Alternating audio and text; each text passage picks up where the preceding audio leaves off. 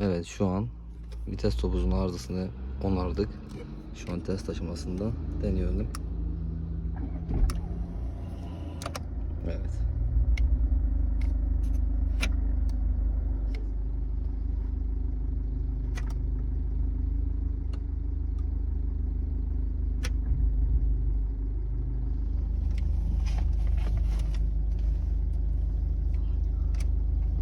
Şu an aracımızın arızası giderildi.